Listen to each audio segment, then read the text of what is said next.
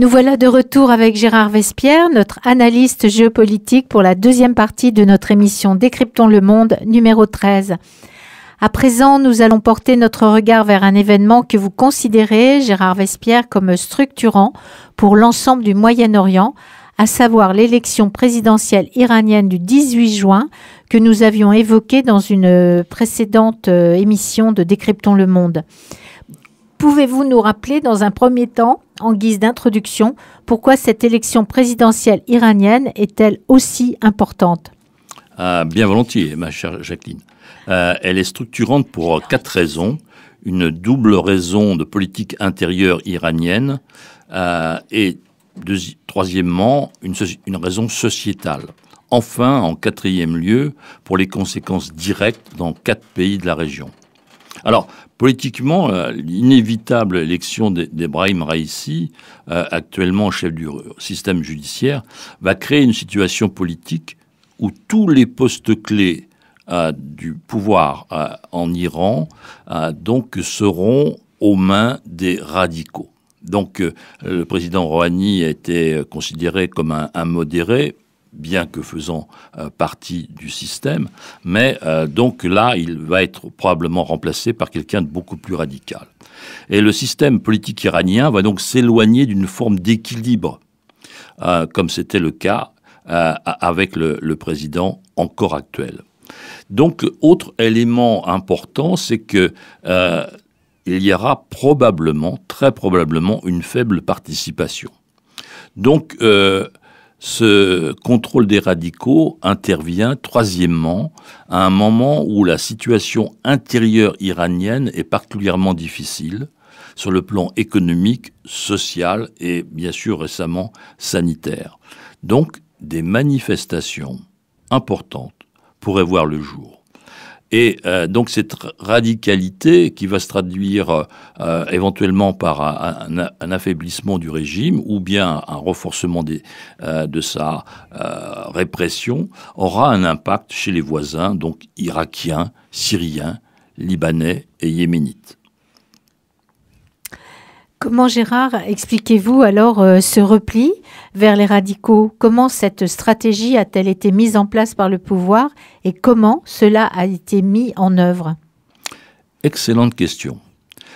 Pourquoi? Eh bien parce que le pouvoir politique, les médias même, sont tout à fait conscients de la profonde difficulté dans laquelle se débat la société iranienne. Donc difficulté économique, avant les sanctions américaines sur le pétrole et les exportations de pétrole, il y avait déjà une économie en moyenne forme. Mais cette sanction de recettes, particulièrement 30 milliards de dollars annuels, donc supprimée du budget iranien, a fait partir la monnaie fortement vers le bas. Le rial a été dévalué de plusieurs dizaines de pourcents et cette fluctuation de la monnaie vers le bas, bien sûr, a augmenté tous les prix des produits importés. Donc, d'un point de vue social, vous avez des manifestations, pas des dizaines de milliers, pas des milliers forcément, mais des centaines de personnes qui se mobilisent par des retards de salaire pour, effectivement, contre la hausse des prix, et quelles que soient les catégories sociales, des ouvriers et des retraités, par exemple, qui sont particulièrement impactés par la baisse de la monnaie et la hausse des prix, tandis que leurs pensions restent pratiquement inchangées. Et enfin, troisièmement, vous avez la situation sanitaire, l'opposition iranienne qui est très informée, qui a de puissants réseaux à l'intérieur du pays, maintenant chiffre à partir de 500 lieux de statistiques, donc d'hôpitaux, de cliniques, etc., plus de 300 000 morts du Covid. Donc, voyez-vous, cela crée une situation psychologique dans le pays, économique et politique très tendue. Donc les alertes sont nombreuses dans les médias, non pas sur la certitude d'une crise, mais sur une probabilité d'une nouvelle éruption sociale. Donc le pouvoir a décidé de regrouper les politiques les plus à même de faire face et donc de regrouper les radicaux. Vous nous décrivez en effet un système très fermé. Le candidat favori ou plutôt favorisé par le pouvoir est connu. Vous nous en avez donné le nom, Ebrahim Raïssi. En quelques mots, que pouvez-vous nous dire sur ce personnage totalement inconnu du public ? Ebrahim Raïssi est un homme politique donc totalement issu du système de la République islamique. Il est né en 1960, donc dès son plus jeune âge, après être entré quelques années à Qom pour des études religieuses, il est devenu procureur adjoint de la ville de Karaj, donc pratiquement 1 million d'habitants, à 50 km à l'ouest de Téhéran, procureur adjoint de cette ville, et à 19 ans seulement, et l'année suivante, procureur à 20 ans. Donc, voyez-vous, c'est vraiment un cheminement qui commence très très fort. Et donc, il est choisi 10 ans plus tard comme procureur adjoint de Téhéran par Khomeini.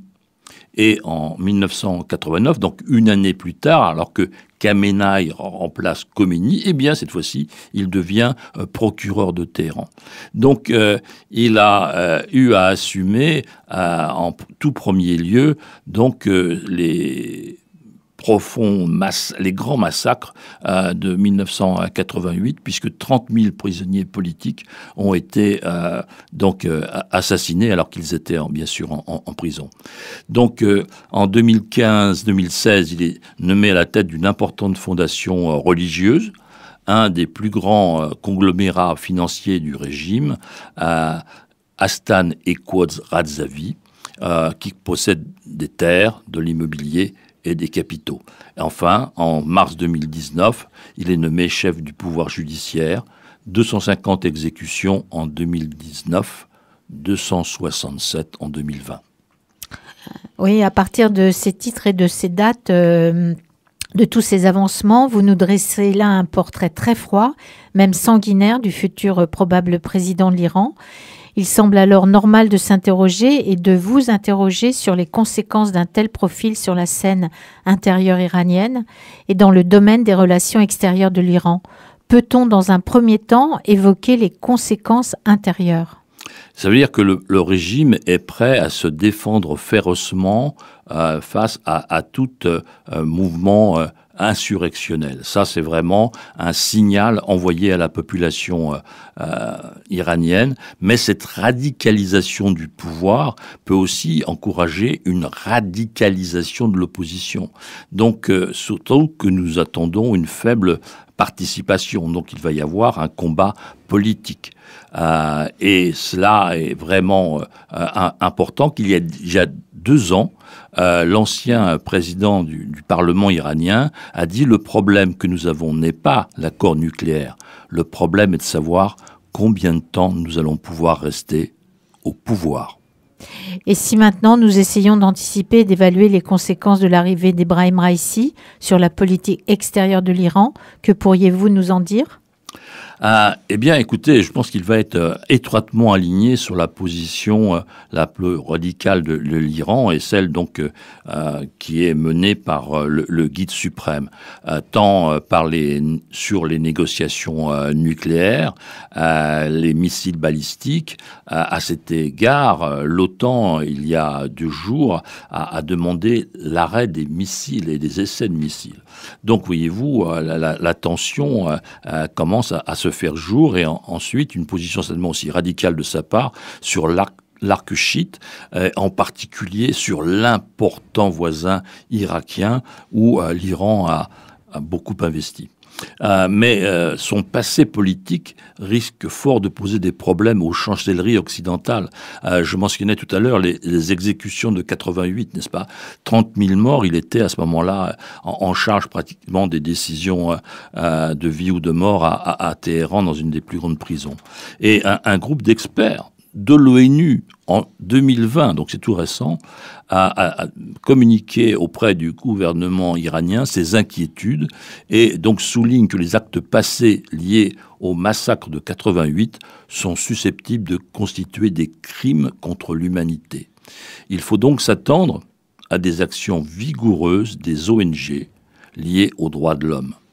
Donc, on est dans une situation où, quelquefois, un président devient un criminel. Là, si on force un peu le trait, on peut, ou sans le forcer, eh bien, c'est un criminel qui va probablement devenir président. Merci Gérard de nous avoir fait vivre de façon anticipée les conséquences de l'arrivée de ce très probable nouveau président en Iran. Comme vous l'avez souligné, l'Iran va très probablement continuer à occuper une place de premier rang dans l'actualité internationale et sera donc très certainement évoqué dans de prochaines émissions. Ce sera le mot de la fin de ce numéro 13 de Décryptons le monde. Rendez-vous la semaine prochaine pour un nouveau numéro. Continuez à bien prendre soin de vous.